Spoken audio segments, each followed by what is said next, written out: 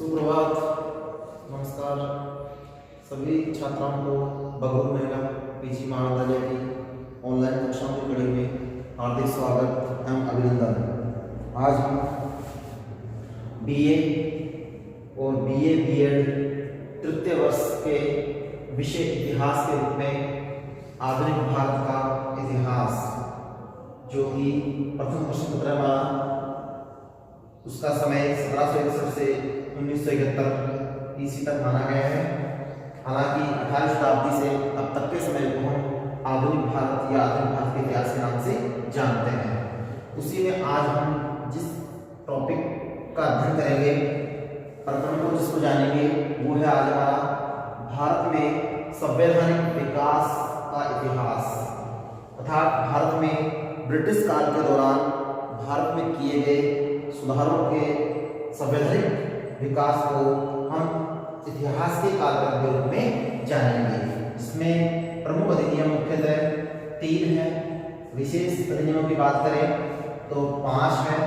उन 5 में से 3 को विशेष महत्व दिया गया है, इसीलिए उनको प्रमुख अधिनियम कहते हैं, जिन्होंने भारत में ब्रिटिश सत्ता के यहाँ पर होने और उनके प्रभाव को बताने में संवैधानिक विकास के रूप में जानने में हमारे लिए कड़ी के रूप में काम आएंगे।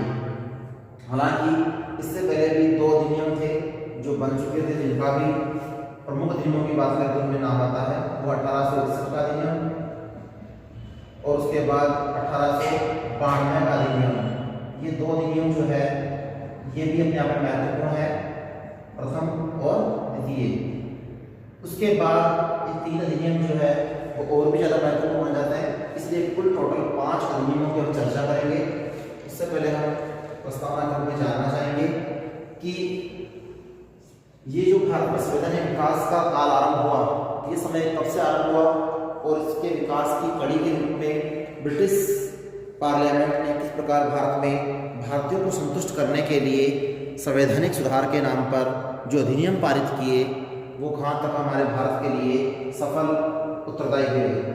तो देखिए, प्रस्तावना में देखें तो पता चलता है कि भारत या कोई भी देश जिसके संविधान को या उसके विकास को जानने के लिए भली भांति उसके इतिहास को जानना और उस इतिहास के क्रम को जानना और भी आवश्यक हो जाता है, जिसके आधार पर हम उस देश के इतिहास को भली भांति जान सकते हैं। तो भारत के संवैधानिक विकास के इतिहास को जानने के लिए हम शुरुआत करेंगे 1857 की जो क्रांति हुई उसके समय के पश्चात से, जो कि भारत का एक पहला स्वतंत्रता संग्राम था, प्रथम स्वतंत्रता संग्राम। याद रहे, इस प्रथम स्वतंत्रता संग्राम में भारतीयों के द्वारा एकजुट होकर अंग्रेजों का विरोध किया गया। इस अंग्रेजों के विरोध के कारण अंग्रेजों ने जान लिया, भले ही भारतीय इसमें सफल रहे, अंग्रेजों के विरोध या विद्रोह जो भी है, इसके परिणाम स्वरूप भारतीयों को अंग्रेजों ने भली भांति जान लिया कि भारत में अगर रहना है तो उन्हें संतुष्ट करना या उनको अपने जाल में फंसाना, अपनी नीतियों में उलझाना आवश्यक है। इसलिए उन्होंने सुधार के नाम पर, इसके नाम पे सुधार के नाम पर क्या किया, कई प्रकार के अधिनियम पारित किए, जो आपके सामने है। मुख्य 5 अधिनियम जो सुधार के नाम पर पारित किए गए। और ये अधिनियम कहाँ से चालू हुए थे? 1858 में ईस्ट इंडिया कंपनी को समाप्त करने के बाद सीधा शासन ब्रिटिश पार्लियामेंट, जो वहाँ की रानी विक्टोरिया थी, वहाँ के द्वारा संचालित किया गया। और 1858 के बाद से ही फिर जो अधिनियम बनने लगे वो 1947 तक बनते गए। कहाँ तक बनते गए? 1947, यानी कि वहाँ तक जहाँ तक आज़ादी नहीं मिली, अर्थात आज़ादी के समय तक भारत को आज़ादी जो मिली, उस आज़ादी के समय तक यहाँ पर क्या किया गया, अधिनियमों का सिलसिला चलता रहा। सुधार के नाम पर जो उनमें मुख्यतः कड़ी के रूप में देखें तो 1861 से ही शुरुआत हो गई। 58 के बाद में 61 में अधिनियम बनाया गया, उसके बाद 1892 में बनाया गया, क्योंकि 1885 में भारत को एक मंच मिल गया था, राजनीतिक मंच जिसे कह सकते हैं, वो था राष्ट्रीय कांग्रेस, अर्थात भारतीय राष्ट्रीय कांग्रेस की स्थापना 1885 में हुई। उसी समय से भारतीयों में राष्ट्रवाद का प्रादुर्भाव हुआ और उसी राष्ट्रवाद के प्रादुर्भाव के फलस्वरूप भारतीय एकजुट होकर अंग्रेजों का विरोध करने के लिए इस कांग्रेस रूपी मंच पर बैठकर उन्होंने कार्य करना शुरू किया। इसीलिए उन्हें ठंडे छींटे देने या उनको संतुष्ट करने के लिए 1892 में कुछ और धाराएं जोड़ते हुए यह अधिनियम पारित किया गया। और उसके बाद 1892 से लेकर 1909 तक का समय तो और भी संघर्ष तूफान का समय रहा, दबाव का समय रहा।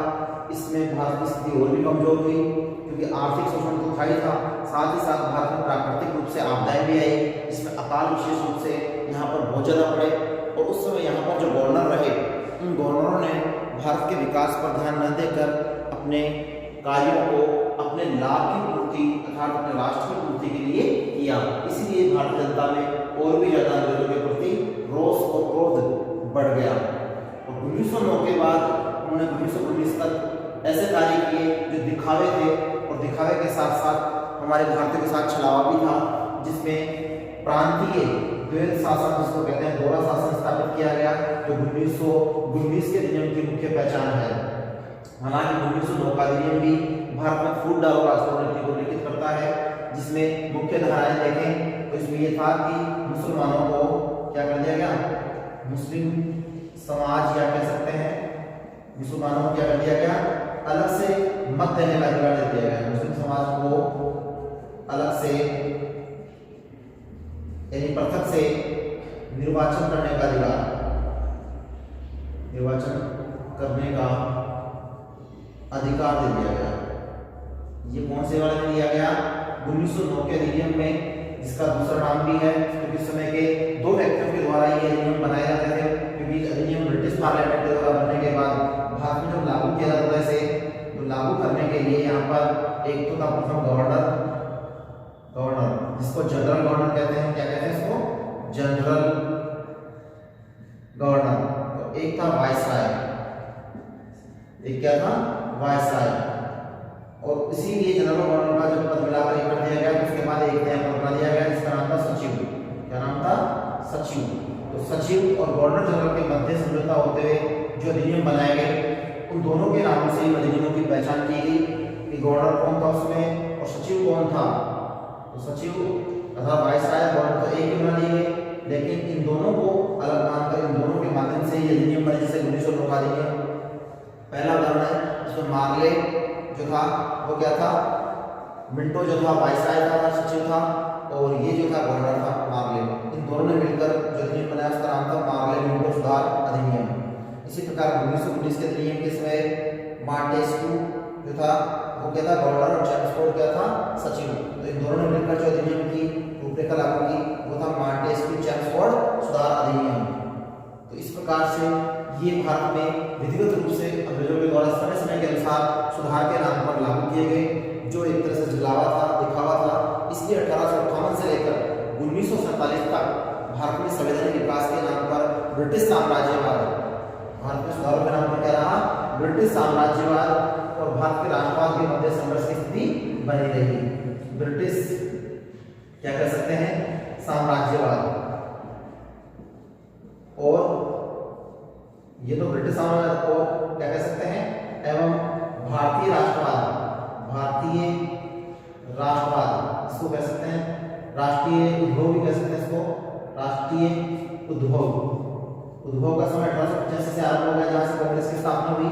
इसलिए साम्राज्यवाद और राजनीतिक आंदोलन का समय विशेष रूप से संघर्ष का समय था। भारतीयों की तरफ से भारतीय राजनीतिक आंदोलन प्रमुख थे, अंग्रेजों की ओर से ब्रिटिश साम्राज्यवाद। इन दोनों के मध्य का समय जो था वही अपने आप में संवैधानिक विकास का समय माना जाता है, क्योंकि 1858 से आरंभ होकर 1947 तक यानी आजादी के समय तक चलता रहा, जिसमें ब्रिटिश साम्राज्यवाद और भारतीय राजनीतिक आंदोलन जो रहा उसके बीच का ये समय माना गया, जिसको हम संवैधानिक विकास का समय जानते हैं। अर्थात ये दोनों एक दूसरे के जुड़े हुए पहलू थे। अब शुरू करते हैं हम पहले अधिनियम से, जहां से इन दोनों के मध्य संघर्ष की स्थिति देखने को मिली।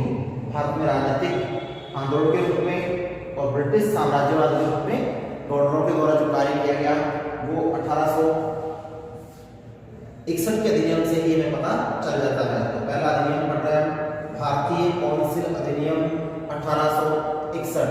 याद रहे 1861 का अधिनियम जो है जिसे भारतीय कौंसिल अधिनियम कहते हैं, ये 1861 से लागू हुआ और यहीं से भारत में सुधार के नाम पर अंग्रेजों के द्वारा जो कार्य किए गए वो अपने आप में भारतीयों के लिए अधूरे थे, अपूर्ण थे।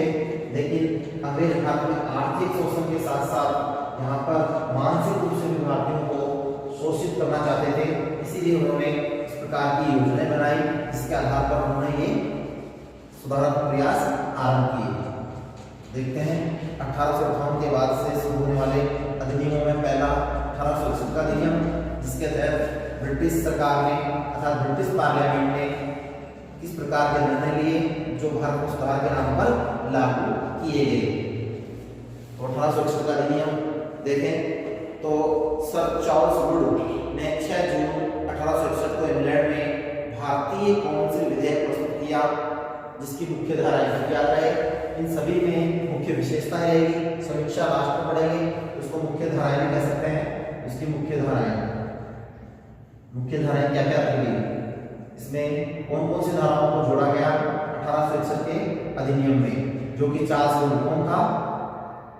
चार्ल्स वुड, याद रहे, चार्ल्स वुड के द्वारा ये उसमें जारी किया गया था। और कब किया गया था? ये किया गया था 6 जून 1861 को इंग्लैंड में चार्ल्स वुड, जिसे पूरा नाम था सर चार्ल्स वुड, उसके द्वारा इसकी मुख्य धाराएं एक विधेयक के रूप में कौंसिल के रूप में पारित करते हुए लागू की गई। कौन कौन सी? नंबर 1, गवर्नर जनरल के कौंसिल के सदस्यों की संख्या बढ़ाकर 5 कर दी गई। पहले 3 थे, अब कितनी कर दी गई? 5 कर दी गई। गवर्नर जनरल को अपनी कौंसिल के सदस्यों के कार्यों को विभाजन करने और वितरण करने का क्या दे दिया गया? अधिकार दे दिया गया। और अंतिम शक्ति गवर्नर के पास रखी गई। इससे मतलब लगता है कि गवर्नर जो था, उस गवर्नर को यहाँ पर क्या बनाया गया? अधिक शक्तिशाली बनाया गया। क्या बनाया गया? अधिक शक्तिशाली, यानी गवर्नर की शक्तियों को बढ़ा दिया गया। और वहीं से पता लगता है कि ब्रिटिश अपना फायदा और लाभ के लिए उसने अपने सुधार किए, अर्थात गवर्नर की शक्तियां बढ़ा दी गई। इसी के साथ साथ तीसरा, विधान परिषद में कम से कम 6 और अधिक से अधिक 12 सदस्य मनोनीत करने का प्रावधान भी इसी अधिनियम में रखा गया। इसका कार्यकाल 2 वर्ष का रखा गया। चौथा जो इसमें धारा थी वो थी, बंबई और मद्रास के गवर्नरों को अपनी कौंसिल में कानून बनाने के लिए एक महाधिवक्ता तथा कम से कम 4 और अधिक से अधिक 8 सदस्य मनोनीत करने का अधिकार भी दे दिया गया। तो ये भी अपने आप में अंग्रेजी का कार्य था। 5वां अंतिम मुख्य धारा इसकी ये थी कि विधान परिषद के द्वारा पारित विधेयकों पर अंतिम रूप से स्वीकृति किससे लेनी होगी? गवर्नर से। इससे सिद्ध हो गया कि 1861 का अधिनियम गवर्नर की शक्ति को पावरफुल बनाने के लिए भारत में लागू किया गया था, क्योंकि इसमें 5 धाराएं हैं। उन सभी धाराओं में गवर्नर का प्रभाव अधिक दिखाई देता है। तो ये था 1861 का कौंसिल अधिनियम, जिसकी ये मुख्य विशेषताएं कहते हैं, चाहे मुख्य धाराएं कहते हैं। अब बात करते हैं समीक्षा के रूप में डिस्कस की, कि आखिर डिस्कस क्या निकला इस अधिनियम का। तो ध्यान से सुने, यह अधिनियम 1853 के 4 एक्ट का केंद्रीयकरण के रूप में अपनाया गया रूप था, क्योंकि 1800 में क्रांति हुई, उससे पहले अधिनियम आया था ये 1853 का, उसी का केंद्रीय भाव था ये। इससे 1853 की बातों को इसमें जोड़ा गया, अर्थात उसके ही भाव को इसमें इंगित करते हुए आगे बढ़ाया गया। कब? 1861 में। यह अधिनियम के द्वारा गवर्नर जनरल और उसके कार्यों को अधिक शक्ति देकर क्या कर दी गई? निरंकुशता को बढ़ावा दिया गया। ये निष्कर्ष है, ये समीक्षा है कौन से अधिनियम की? प्रथम जो अधिनियम है, तब के बाद 1800 की क्रांति के बाद कौन सा? भारतीय कौंसिल परिषद अधिनियम 1861। इसमें गवर्नर को अधिक शक्तियां देकर उसको क्या बना दिया गया? निरंकुश। क्या बना दिया गया? निरंकुश। जानते किसे कहते हैं? जिस पर कोई अंकुश न हो, जिसको कोई रोक टोक न हो, अपनी मनमर्जी के आधार पर स्वतंत्र होकर कार्य करे, वो निरंकुशता कहलाती है। तो यहाँ पर गवर्नर जो थे वो क्या बन गए? निरंकुश बन गया। उसको इतनी पावर दे दी गई जिससे वह भारत में अपनी स्वेच्छा से शासन करने लगा। तो ये था अधिनियम कौन सा? 1861 का भारतीय कौंसिल अधिनियम।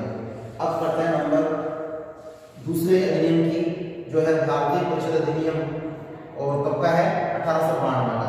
1892 के भारतीय परिषद अधिनियम की बात करें तो यह अधिनियम 1885 में भारतीय राष्ट्रीय कांग्रेस की स्थापना के बाद उसमें रह गए या कुछ छूट गए उन नियमों को जोड़ने के लिए अधिनियम के रूप में ब्रिटिश सरकार ने कुछ मुख्य धाराएं जोड़कर 1892 में इसको पारित किया। तो याद रहे 1885 में जब राष्ट्रीय कांग्रेस की स्थापना हुई, उसके जो नियम थे उन्हीं नियमों में आगे कुछ जोड़कर धाराएं बढ़ा दी गई और उन धाराओं के आधार पर 1892 में यह अधिनियम पारित किया गया, जिसे क्या कहते हैं, भारतीय परिषद अधिनियम 1892 कहते हैं। और इसमें जो धाराएं जोड़ी गई इस अधिनियम के द्वारा जो पारित किया गया वो मुख्य 3 विशेषताएं देखने को मिलती है। तो इसकी प्रमुख विशेषताएं या धाराएं जो होती, उसमें पहली है नंबर 1, गवर्नर जनरल जो था उसकी विधान परिषद में अतिरिक्त सदस्यों की संख्या को बढ़ा दिया गया। ध्यान से सुने, इसमें गवर्नर जनरल की जो विधान परिषद की विधानसभा जो थी उसकी सदस्य संख्या को क्या कर दिया गया, परिषद जो थी उसकी संख्या को बढ़ा दिया गया। दूसरा, इस प्रकार मनोनीत किए गए अतिरिक्त सदस्यों में 2/5 भाग सदस्य गैर सरकारी होंगे, ये भी इसमें नियम रखा गया। तीसरा, विधान परिषद के सदस्यों को अधिकारों में वृद्धि देते हुए उनको क्या दिया गया, अधिकार बढ़ा दिए गए। ये 3 प्रकार के कार्य किसमें किए गए, 1892 के अधिनियम की धाराओं को जोड़ते हुए किया गया तथा उनके कार्यों को बढ़ा दिया गया। अब समीक्षा करें तो यह अधिनियम भी अपने आप में ज्यादा सफल नहीं रहा, क्योंकि इस अधिनियम के द्वारा भी क्या किया गया, भारत में दिखावे के रूप में कार्य किया गया। क्योंकि यहाँ पर भी अब क्या रहा, इस अधिनियम के द्वारा एक ऐसा अधिनियम पारित किया गया जो भारतीयों के द्वारा सभी ने उसका विरोध किया, जो 1892 के अधिनियम का ही स्वरूप माना जाता है, और वो है नियोग अधिनियम। क्योंकि इस अधिनियम के द्वारा नियोजक प्रथा को क्या कर दिया गया, मान्यता दे दी गई, जो अपने आप में अनुचित थी भारतीय समाज के अनुसार। अतः समीक्षात्मक रूप से हम ये कह सकते हैं कि इस अधिनियम में संसदीय प्रणाली की नींव डाली गई। याद रहे, इसको याद करने का तरीका यह है, 1892 का अधिनियम जो रहा उसमें संसदीय प्रणाली की नींव डाली गई। कौन सी? संसद, जो आज भी हमारे हैं भारत में ब्रिटिश पार्लियामेंट का रूप है। संसदीय प्रणाली की जो रूपरेखा की गई वो कौन से अधिनियम में रखी गई, 1892 के अधिनियम में संसदीय प्रणाली के रूप को क्या किया गया, स्वीकार किया गया। कौन से अधिनियम के द्वारा, 1892 के अधिनियम के द्वारा इसमें संसदीय प्रणाली की नींव को डाला गया। यानी नींव का मतलब यहाँ से इसकी शुरुआत कर दी गई। हालांकि 1935 का जो अधिनियम पढ़ेंगे वो एक तरह से प्रतिछाया है ब्रिटिश शासन का स्वरूप का, इसलिए उसको भारत शासन अधिनियम भी कहते हैं। लेकिन यहाँ पर जो संसदीय प्रणाली को बनाया गया उसकी नींव जो रखी गई वो 1892 के अधिनियम के द्वारा रखी गई। अब हमारा तीसरा अधिनियम पॉइंट के अनुसार चौथा, भारतीय परिषद अधिनियम 1909। याद रहे, भारतीय परिषद अधिनियम 1909 जो रहा, इसकी मुख्य धाराएं क्या है और उसकी समीक्षा क्या है उसको देखेंगे। साथ ही साथ इसको दूसरे नाम से जो जानते हैं वो है मार्ले मिंटो सुधार अधिनियम। क्या था? मार्ले मिंटो सुधार अधिनियम। जैसा कि बताया था आपको कि गवर्नर और वायसराय का पद मिलाकर एक बना दिया गया और सचिव जो था भारत सचिव उसको यहाँ पर निगरानी के लिए नियुक्त किया गया। इसलिए सचिव के मध्य और वायसराय के मध्य जो समझौते हुए उसी के आधार पर इन अधिनियमों का नाम रखा गया। मार्ले और मिंटो जो थे वो 2 व्यक्तियों के नाम है, उन दोनों को मिलाकर भारत में सुधार के नाम किया गया कार्य मार्ले मिंटो सुधार अधिनियम के नाम से जाना गया। और उसकी मुख्य पहचान अगर एक लाइन में आइडेंटिफाई हुआ है, मुस्लिम समाज को या मुसलमानों को अलग से क्या कर दिया गया, मत देने का या निर्वाचन करने का अधिकार 1909 के अधिनियम में दे दिया गया। और यही था भारत में हम लोगों के द्वारा क्या करने का तरीका, फूट डालो राज करो, फूट डालो राज करो, रूल एंड डिवाइडेशन को कहते हैं, फूट डालो राज करो। क्योंकि ये अपने आप में अंग्रेजों की चालबाजी थी, जिसको कह सकते हैं कूटनीति थी, जो कि भारत में हिंदू और मुसलमानों के आधार पर लड़ाने के लिए, इसमें हिंदू और मुस्लिम, क्योंकि मुस्लिम समाज कम था, अल्पसंख्यक था, हिंदू वर्ग ज्यादा था, इसलिए दोनों के मध्य विवाद करने के लिए उन्होंने ये तरीका अपनाया रूल एंड डिवाइडेशन के रूप में कि मुसलमानों को अलग से क्या कर दिया गया, मत देने का अधिकार तथा निर्वाचन करने का अधिकार दे दिया गया और हिंदू मुसलमानों को फूट डालो राज करो की नीति के आधार पर लड़ाना शुरू कर दिया। तो अब बात करते हैं 1909 के अधिनियम की। ये अधिनियम किस रूप में रहा, जिसे मार्ले मिंटो सुधार अधिनियम के नाम से भी जानते हैं। 1892 से लेकर 1909 तक का जो समय रहा वो भारत में तूफान और दबाव का समय था। 1892 के अधिनियम से भारतीयों की आकांक्षाएं पूरी नहीं हुई, इसीलिए लॉर्ड कर्जन, याद रहे 1899 से लेकर 1905 तक जो भारत में गवर्नर जनरल रहा वो कौन था, लॉर्ड कर्जन, जिसने पहली बार क्या किया, बंगाल का विभाजन करते हुए बंगाल को पश्चिमी बंगाल और पूर्वी बंगाल के रूप में 2 भागों में बांट दिया और वहीं से अंग्रेजों की राजनीतिक कुचक्रियता का पता भारतीयों को चलने लगा और वे उनके विरोध में आवाज उठाने लगे। इसीलिए इस 1909 के अधिनियम में लॉर्ड कर्जन की नीतियों का ही परिणाम देखने को मिलता है। इस विधेयक के द्वारा 1909 में पारित करने के बाद मार्ले और मिंटो के द्वारा इसमें जो धाराएं जोड़ी गई वो निम्न प्रकार है। तो अब धाराओं की बात करेंगे तो 1909 के अधिनियम की मुख्य धाराएं कौन कौन सी है, जिसमें किस किस बात को स्वीकार किया गया सुधार के नाम पे। तो देखिए प्रथम विधान परिषद के सदस्यों की संख्या को बढ़ाकर 69 कर दिया गया था, निश्चित कर दिया गया, जिसमें 9 प्रदेश के और 60 अतिरिक्त सदस्य रखे गए। टोटल मिलाकर 69 सदस्य रखे गए, जिनमें 28 सरकारी, 32 गैर सरकारी और 27 निर्वाचित और 5 सदस्य जो रहेंगे वो मनोनीत रखे गए। इस प्रकार से उनकी सदस्य संख्या को कितना कर दिया गया, 69 सदस्यों की संख्या को रखा गया और अलग-अलग उनको विभाजित कर दिया गया, जिसमें सरकारी कितने थे 28, गैर सरकारी 32 और 27 निर्वाचित और 5 मनोनीत सदस्य रखे गए। ये पहली धारा जोड़ी गई। दूसरी धारा जो थी बंबई, मद्रास और बंगाल और यूपी के प्रांतीय परिषद में अतिरिक्त सदस्यों की संख्या को बढ़ाकर कितनी कर दी गई, 50 कर दी गई। तो ये भी अपने आप में एक बदलाव था, परिवर्तन था, जो भारतीय परिषद अधिनियम 1909 में देखने को मिलता है। तीसरी धारा विधान परिषद के कार्यों व अधिकारों में क्या कर दी गई, वृद्धि कर दी गई। तो ये अपने आप में वृद्धि करना अपने अंग्रेजों के हित को लाभ में देखते हुए किया गया। चौथा और अंतिम जो थी इसमें धारा वो ये थी कि भारत सचिव को यह अधिकार दे दिया गया कि मद्रास और बॉम्बे की कार्यकारिणी परिषद में वह क्या कर सकता है, 2 से 4 सदस्य बढ़ा सकता है। इसलिए भारत सचिव को काउंसिल में तथा गवर्नर को जनरल की कार्यकारिणी में मनोनीत किया जा सके। ये अपने आप में निर्णय लिया गया कि भारत सचिव को तो किसमें, कार्यकारिणी परिषद में जगह दे दी गई कि वो 2 से 4 सदस्य बढ़ा सकता है, और भारत के गवर्नर को क्या दे दिया गया, वो जनरल की जो कार्यकारिणी है उसमें सदस्यों की संख्या को बढ़ा सकता है। तो यहाँ पर सदस्य बढ़ाने की छूट किसको दे दी गई, गवर्नर जनरल को, और भारत सचिव को यहाँ पर अधिकार दे दी गई। तो ये 1909 का अधिनियम था, जिसके आधार पर भारत सचिव की संख्या को बढ़ा दिया गया और गवर्नर जनरल की संख्या को भी, उसकी कार्यकारिणी परिषद की संख्या को भी बढ़ा दिया गया। अब बात करते हैं समीक्षा के रूप में अर्थात डिस्कस के रूप में 1909 का जो अधिनियम रहा उसमें क्या निष्कर्ष निकला। ये अधिनियम 1892 के अधिनियम से कहीं गुना आगे था। जनरल और विधान परिषद के कार्यों का विस्तार कर दिया गया था। जनरल का तो गवर्नर जनरल और उसकी विधान परिषद जो थी उसके कार्यों का क्या कर दिया गया, इसमें विस्तार कर दिया गया।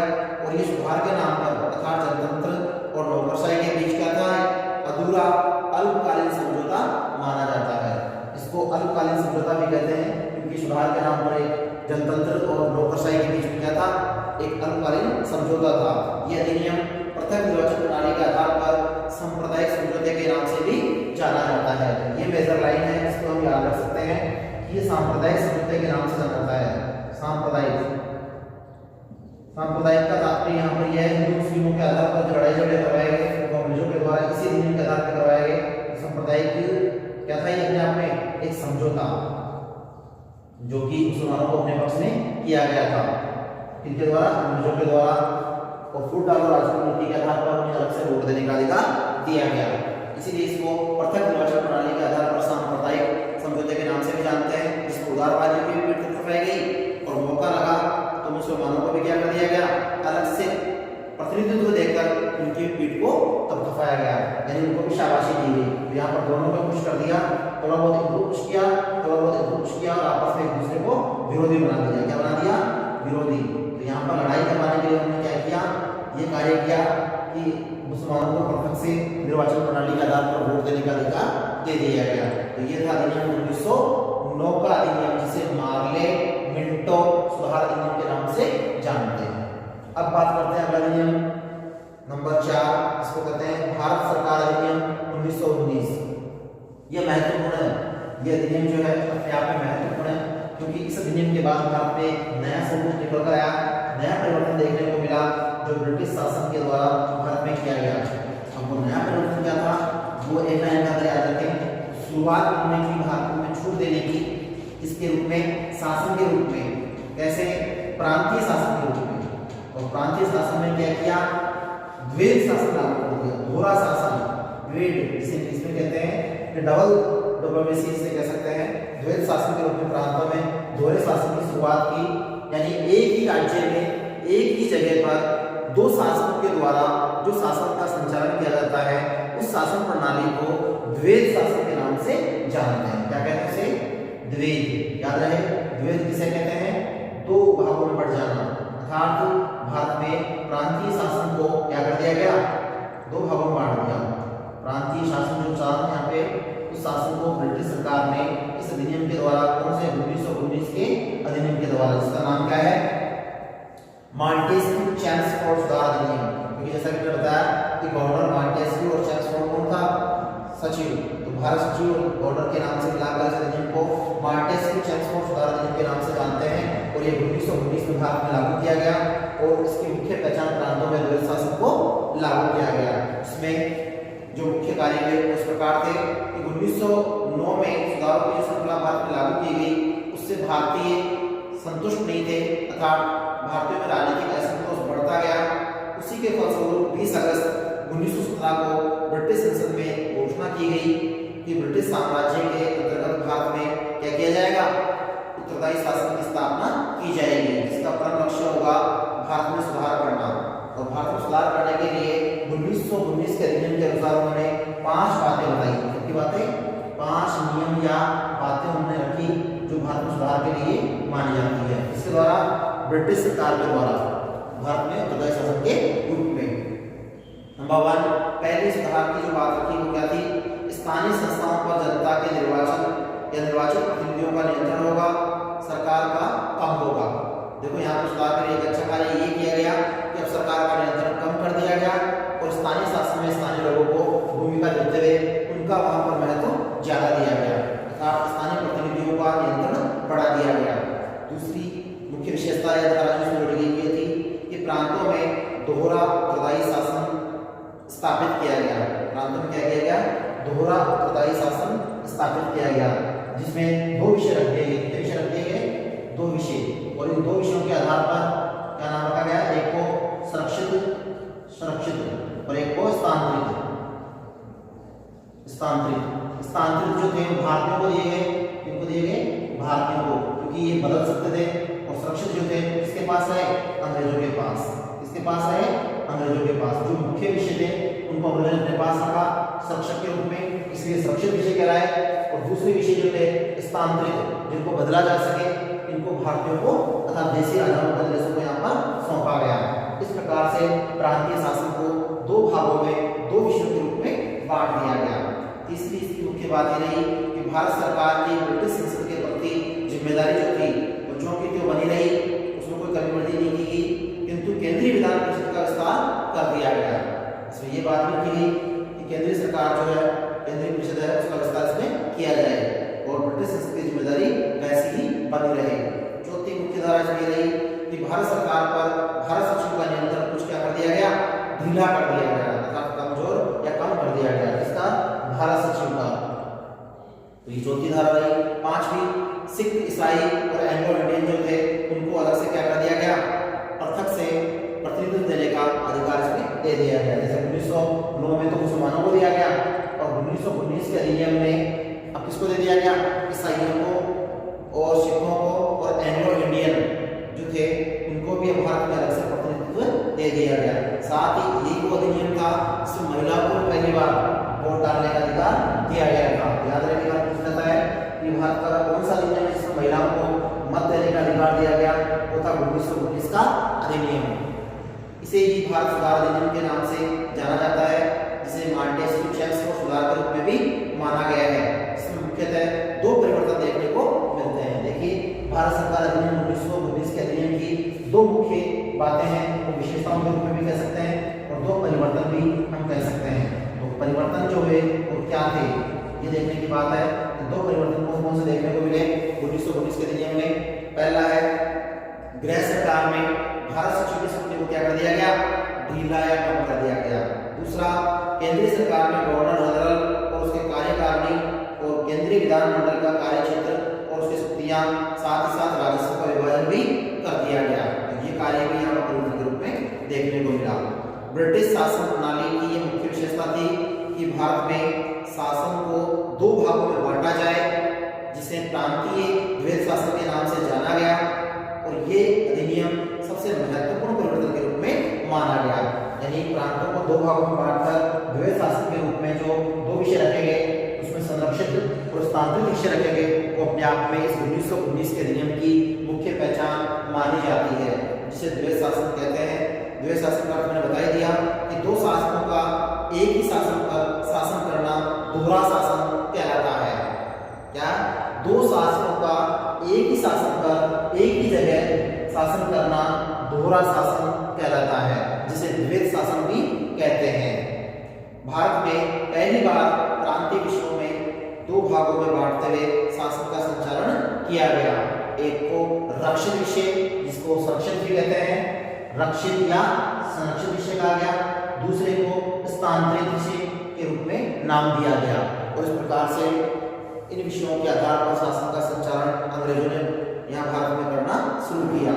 जिन विषयों को भारतीय के हाथों में दिया गया, उन्हें स्थानांतरित विषय कहा गया, और जिनका उत्तरदायित्व स्वयं अंग्रेजों ने अपने हाथ में लिया, वे रक्षित विषय के रूप में अर्थात संरक्षित विषय के रूप में माने गए। वे अपने आप में महत्वपूर्ण विषय थे, इसीलिए उन्हें रक्षित विषय के रूप में गवर्नर के पास और उनकी कार्यकारिणी परिषद के पास उनको सौंपा गया। तो अपने आप में हम ये समझ सकते हैं कि 1919 का अधिनियम जो था वो चालबाजी का प्रतीक था, जिसमें महत्वपूर्ण विषय किसके पास हो गए? अंग्रेजों के पास हो गए। और जो खर्च करने वाले और कमजोर विषय थे, उनको भारतीय राजाओं को दे दिया गया। प्रांतीय कार्यपालिका जो थी, उसमें विधान परिषद और विधानमंडल के रूप में दो सदन रखे गए। द्वैध शासन लागू कर देने से भारत में उत्तरदायी शासन की शुरुआत हो गई। तो याद रहे, ये अधिनियम इस चीज का भी प्रतीक है, 1919 का अधिनियम, कि भारत में उत्तरदायी शासन जो शुरू हुआ और 1919 के अधिनियम से ही आरंभ हुआ। 1919 के अधिनियम में ही उत्तरदायी शासन की शुरुआत हुई। प्रांतों में शांति और कानून बनाए रखने के लिए अंतिम बिल जो था, किसके पास था? गवर्नर जनरल की आज्ञा से ही बनता था। इसीलिए सामान्य मामलों को छोड़कर शेष सभी के लिए गवर्नर जनरल की आज्ञा मानना आवश्यक था, जिसने विधान परिषद के अतिरिक्त सदस्यों को भी नियमित करते हुए उनका कार्यकाल क्या कर दिया? 3 साल निर्धारित कर दिया। ये किसके पास पावर थी? गवर्नर के पास। गवर्नर ही अंतिम रूप से बिल जारी करता था। द्वैध शासन के रूप में अंतिम शक्ति उसी के हाथ में केंद्रित थी।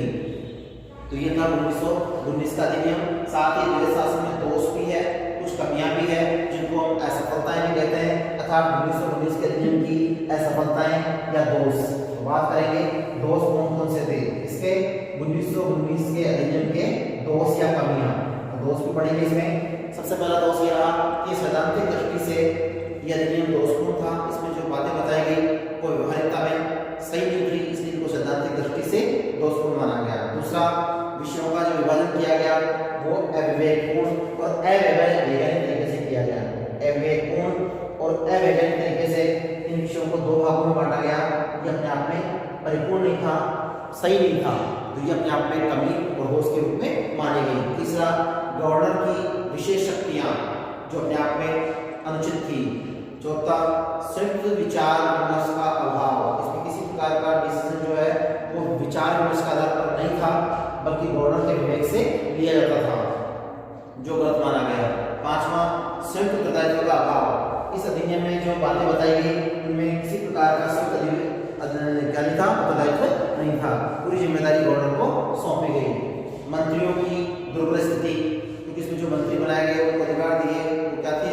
दुर्बल स्थिति में थे। विधान परिषद का कार्य भी कैसा था? इसमें दोषपूर्ण संगठन के रूप में माना गया और भारी परिस्थितियां भी इसके लिए उत्तरदायी मानी गई। इसके लिए 1919 के अधिनियम के असफल होने के लिए। तो इस प्रकार से 1919 का अधिनियम जो था वो क्या रहा? असफल रहा। ये इसके असफलता के कारण कह सकते हैं या द्वैध शासन के दोष के रूप में इसको जान सकते हैं। तो ये था 1919 का अधिनियम और उसके दोष। अब है नंबर 5, यहाँ पर छठा नंबर क्रम के आधार पर प्रस्तावना से, और वह भारत शासन अधिनियम 1935। 1935 का भारत शासन अधिनियम जो था वो क्या था? उसमें भी एक मुख्य पहचान है। यहाँ पर 1919 में प्रांतों में द्वैध शासन था और यहाँ पर केंद्र में द्वैध शासन की शुरुआत की गई। केंद्र में अब क्या कर दिया गया? विषयों के आधार पर यहाँ भी इसे दो भागों में बांट दिया गया। तो देखिए 1919 के सुधारों से भारतीयों में किसी प्रकार का कोई विकास नहीं हुआ, बल्कि भारतीयों की आशाओं पर पानी फेर दिया गया।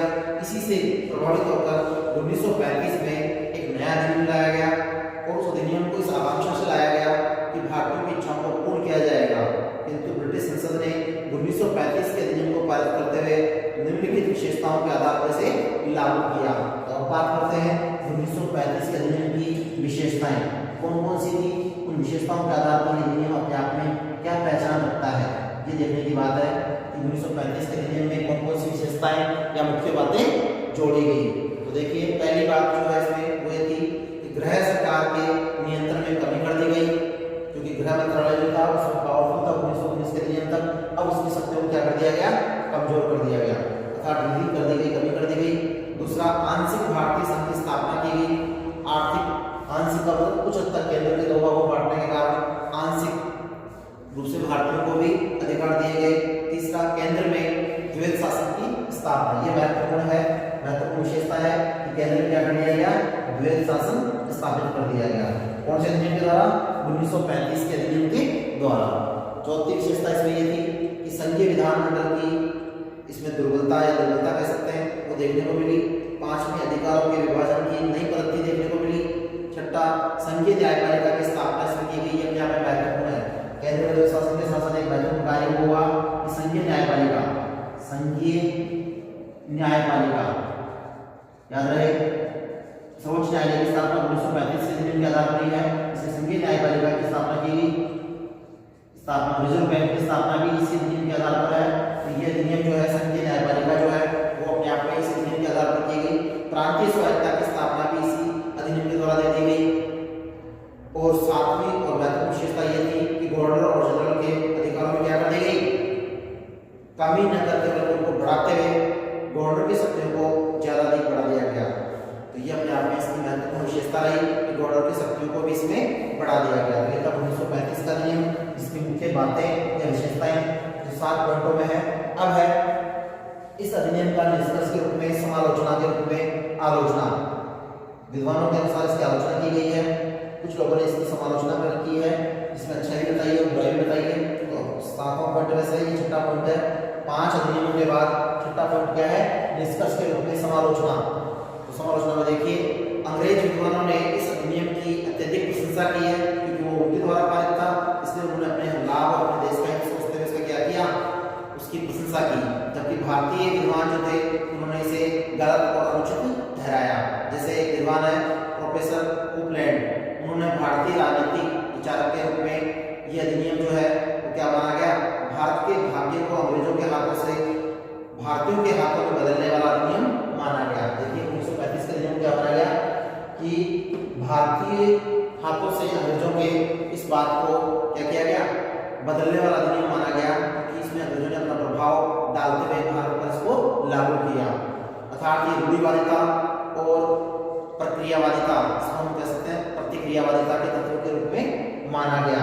इसमें रूढ़िवादिता का भाव अधिक था और प्रतिक्रिया स्वरूप के रूप में इसमें अंग्रेजों की कूटनीतिक चालबाजी का अंदाजा इससे लगाया जा सकता है।